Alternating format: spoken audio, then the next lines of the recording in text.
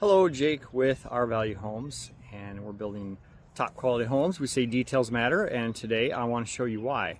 I'm standing in front of a brand new build, and this does belong to me. I recently purchased it for a duplex, an investment property. It looks really sharp, as you'll see here in a second. Yeah, so really sharp, modern home. And overall, for the price they built this for, I'm quite pleased with it. But I did want to show you guys some of the reasons or some of the ways why the homes that we build are not your builder grade home. So let's just start on the outside.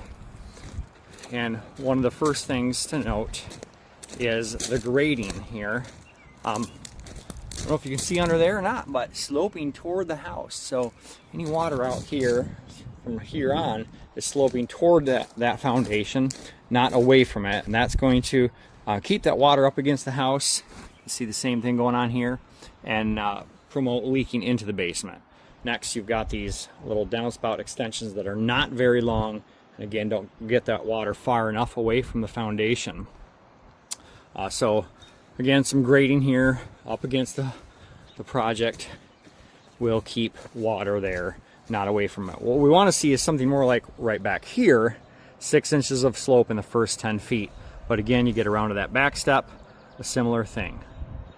Next, we'll just look at some of the types of vents that are used. They're effective, yes, but they do allow some water to get behind that siding. Also on drainage, you've got this rain chain here, but it just kind of drops onto the ground right here where everything is sloped back under there. And really similar, this short downspout is in a spot where a lot of it's going to run right back under there. All right, let's switch to the penetrations. So here you've got caulk as a primary seal out here, but can't really tell what's back here. This might have a built-in J, not sure. So we might be okay on water management, but just relying on caulk alone on the surface is not ideal. So we've got that in both spots there. Here you've got a spigot. Water can run down behind here and get in, especially if there's not enough tilt put on this. Then you've got these. There is nothing really keeping water out of the house, and not air. Bugs can get right in there as well. Another thing we would do differently is we'd upgrade to a not plastic penetration here. Again, sealing the opening that's behind the siding with a rubber gasket. We would not put a vent right above a window like that. That is a bathroom vent. It's going to be steamy, warm air, and we don't want that condensing on the window. Right, moving along to the back here. I do like the materials used here. We've got a metal board and batten that should be nice, long lasting. Looks like LP Smart Side here, which is a good material. Just a little quibble that I have. I'm not sure how well these things are going to show up in the video, but got a nail head there, some nails there, bunch of exposed nails that are rusting at the surface, and were not painted over. So that is a little less than ideal. Not really a major building science problem or even a durability problem, but certainly an appearance problem that could lead to a durability problem. But mostly that is an appearance problem. I do like that we've got little metal roofs above here. Metal, of course, is a much longer lasting material. Similar thing with the rain chain back here. Both units are pretty much the same. We're going to move on to the inside of the house and look at some of the differences between a fully custom and a builder grade. One thing is the the jamb here is not painted. It does need to be painted. That's a very common one. Also, we're going to see that the exterior doors, standard hinge, these are not ball bearing hinges. Custom build would have ball bearing hinges. Like the little built-in niche here, bench seat, but you'll notice these edges leave a lot to be desired. And so a custom build would not have that detail. A custom build would not be using caulk here, or certainly not that big of a caulk joint that would all be just cut and trimmed out much finer. Really nice look overall, though. The impact is pretty wow. I love the idea here of using some wallpaper on the steps on the risers there. Just adds a little pizzazz here. Also surprised to see cable railing, which is not inexpensive. And then we've got tongue and groove on the ceilings here. But a full custom build is going to have cabinets all the way to the wall there. That space would be filled in. Make that a little nicer. One thing I was wondering if this is a heat pump dryer, but it is an all-in-one anyways. So nice use of space there. Custom build, not going to feature gaps like this. That's just filled with caulk.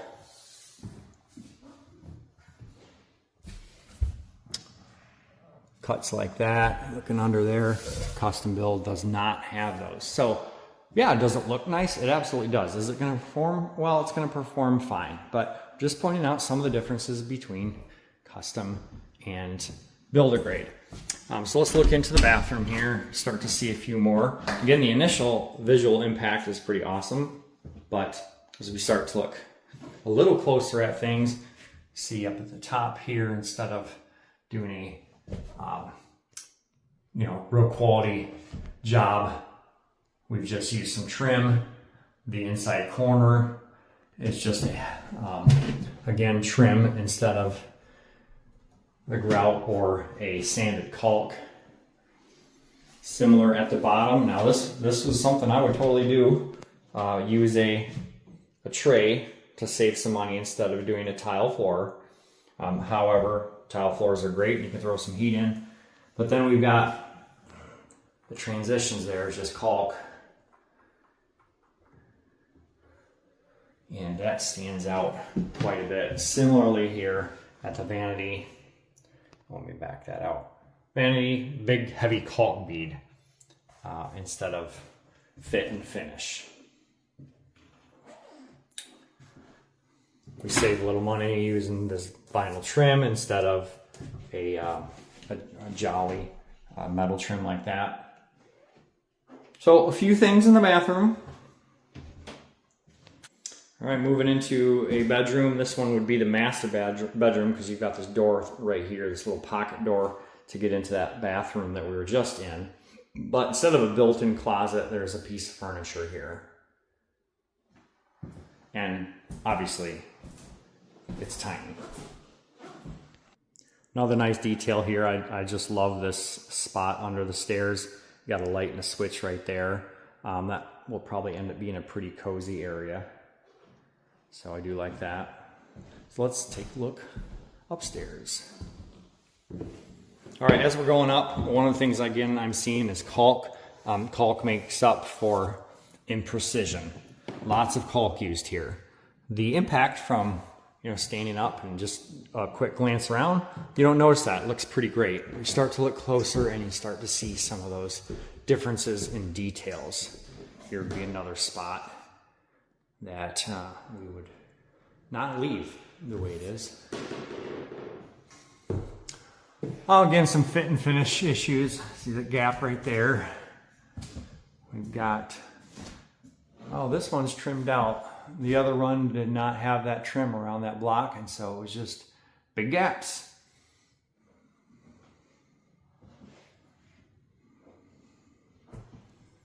Overall, I'm pretty happy with it.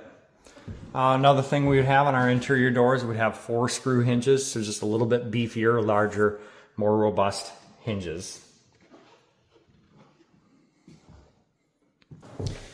We're also often going to do drywall returns, where the drywall turns back on the sides and top of the window. It's just a more modern, elegant look.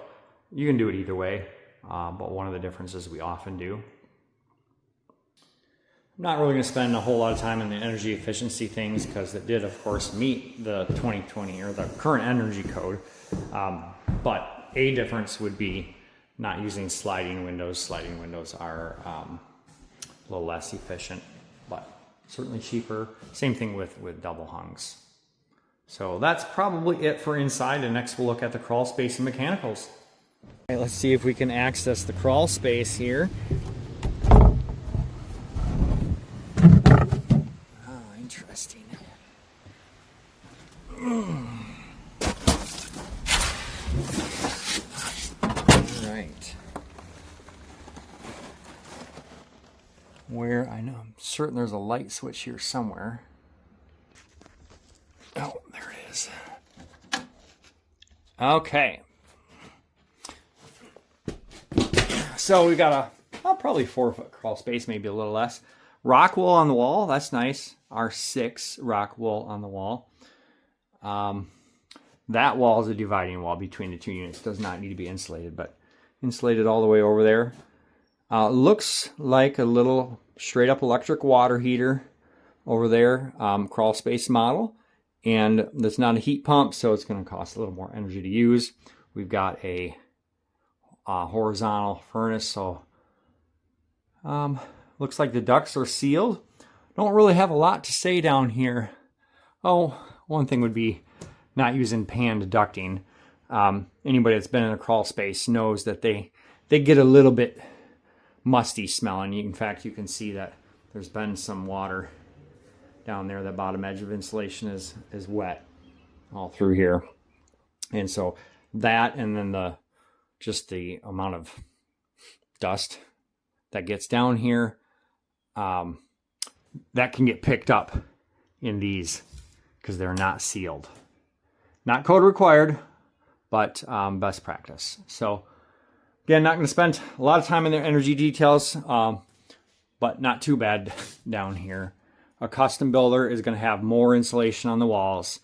A custom builder would not use that, let's see, what I got to zoom in here, fiberglass batting right in there on what's called the rim joist area.